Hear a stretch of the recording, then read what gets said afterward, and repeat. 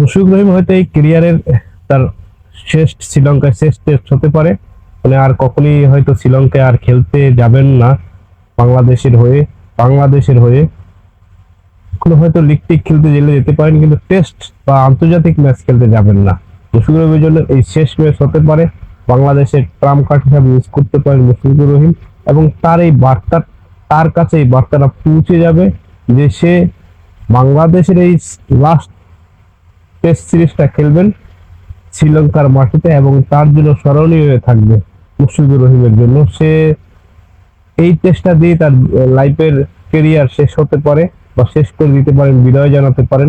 এবং এখানে আমাদের শান্ত অধিনায়ক, বাংলাদেশের অনেকদিন ধরে সে অধিনায়কত্ব পালন করছে, এখন টেস্ট ম্যাচটা ওনার দায়িত্বে আছেন, বাকিগুলো উনি ছেড়ে দিয়েছেন। বাংলাদেশের এই প্রেক্ষাপটে শ্রীলঙ্কার সাথে যে ম্যাচগুলো হয়েছেন, 420 বা এরকম একটা রান করছেন বাংলাদেশ, 420, 470 এরকম একটা রান করতেন।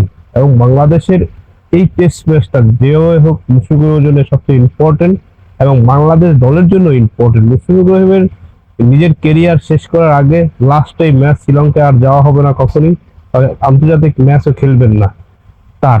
এবং এই শ্রীলঙ্কায় এই ম্যাচটা তার জন্য গুরুত্বপূর্ণ একটা ম্যাচ হতে যাচ্ছে মুশফিকুর রহিমের জন্য। মুশফিকুর রহিম বাংলাদেশের অন্যতম ব্যাটসম্যান এবং উইকেট রক্ষক। তার কাছে ইম্পর্টেন্ট এই টেস্ট সিরিজটা, সে তেন টেস্টেই আছেন। বাকি দুই ফরম্যাট থেকে সেই অবসর নিয়েছেন, এবং তার সাথে মাহমুদুলও সব ফরম্যাট থেকে বিদায়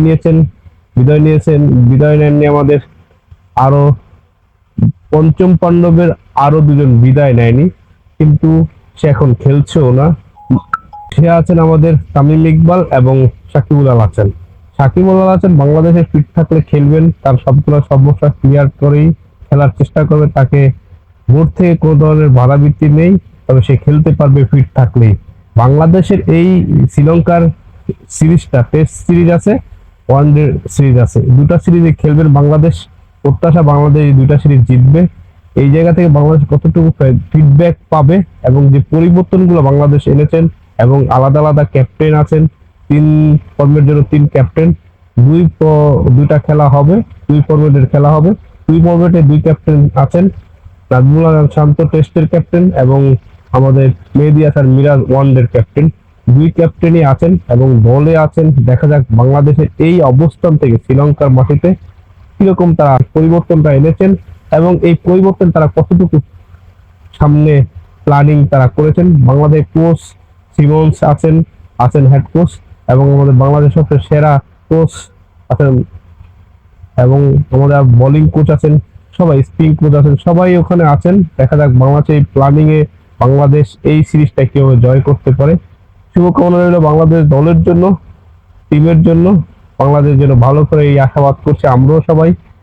তবে ভালো খেলবেন এটাই আমরা আশা করছি। সবাই ভালো থাকবেন, সুস্থ থাকবেন। আসসালামু আলাইকুম, আল্লাহ হাফেজ।